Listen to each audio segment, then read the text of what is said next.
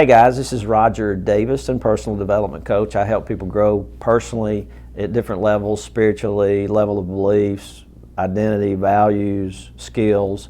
And in today's video, I want to talk to you about some technicians that I mentored and tried to help and did help, but they had an issue. They couldn't do a behavior, a skill, because of their identity. They saw themselves differently. And stand by, I'll tell you what it is.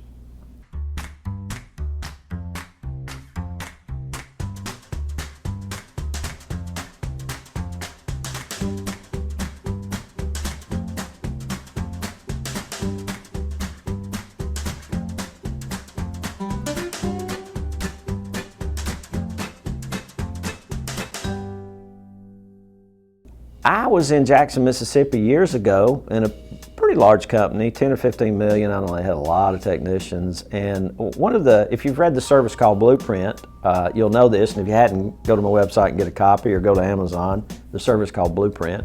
But in the Service Call Blueprint, I think it's really important for the technician to get out of the truck and go into the home and build a relationship with the customer.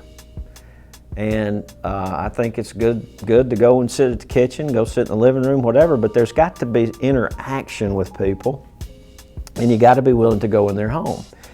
And when I rode with these technicians, I literally could not get them out of the truck and go into the house. It was very uncomfortable for them. They wanted to sit in the truck. They didn't want to have any interaction with the homeowner in the house. They wanted to do their option sheet in the truck. And it was just really frustrating. And so I went back to the owner and I said, I can't get these guys out of the truck. What do you think it might be? And he said, Roger, you need to go watch the movie The Help. Well, I said, what is The Help? And he said, well, it's a movie about Jackson, Mississippi.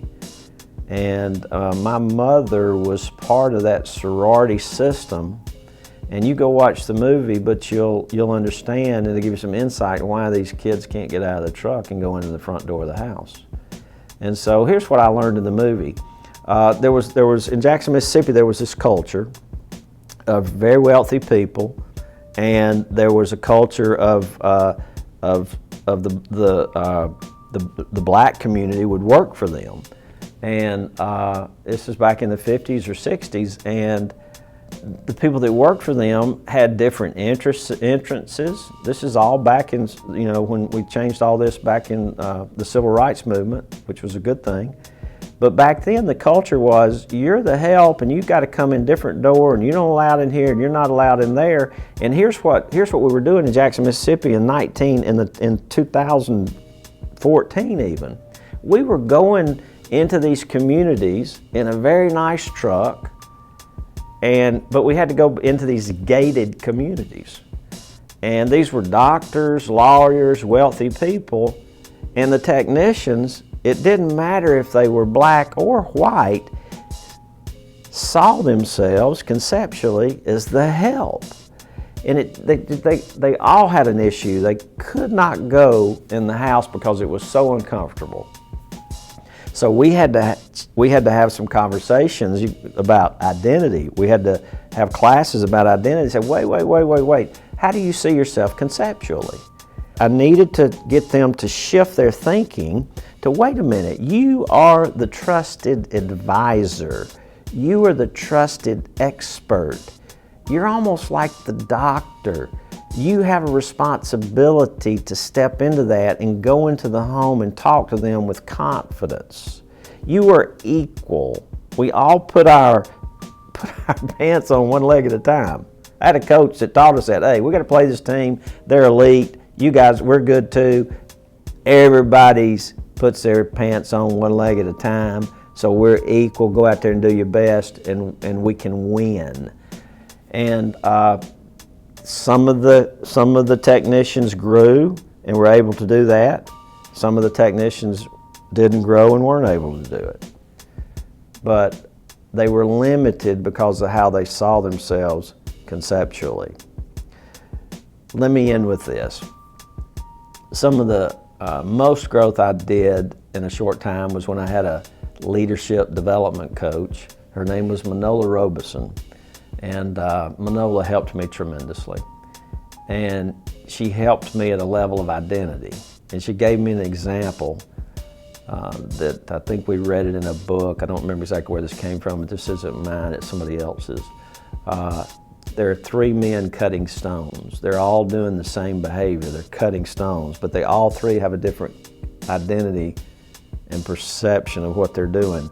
So a person went by and asked the first man, the first stone cutter, hey, what are you doing? And he said, I'm cutting stones. What the heck do you think I'm doing? You know, and he went to the second stone cutter and said, what are you doing? He said, well, I am supporting and providing for my family. That makes sense. Both of them make sense, cutting stone and, you know, providing for your family. Well, I went to the third stone cutter and said, hey, what are you doing? He said, I am building a cathedral. So he had a different perspective. So what I try to get technicians to do is say, wait a minute, what are you doing? Well, a technician say, I fix stuff. Okay, yeah.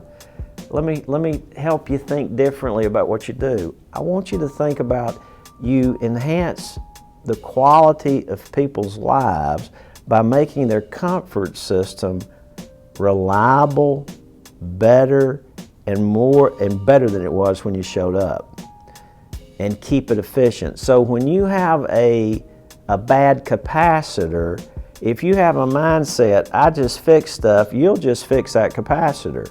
If you have a mindset, I make things better than they were when I showed up, I make things more reliable, there's a whole lot of other things that you can present to people on an option sheet, and they might choose it, but they might not.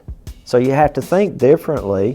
You have to see yourself conceptually, and if you can make that shift, you'll be shocked at the people that have a bad capacitor that's $300 to fix, and you give them that option, but then you've got a lot of other things you could do to make that system better than it was when you showed up, and you show them those options. I have seen people who had bad capacitors spend way over $1,000, and they were happy.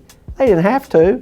They didn't need it, but they wanted it, and what we did for them was valuable. So if you can change the way that you think about it, you'll increase your ticket a lot. Hey, I hope this video helped you. If you own a business and you think I can help your technicians make some of these mindset shifts, hey, reach out, rogerdaviston.com. Hope this helped you, and God bless.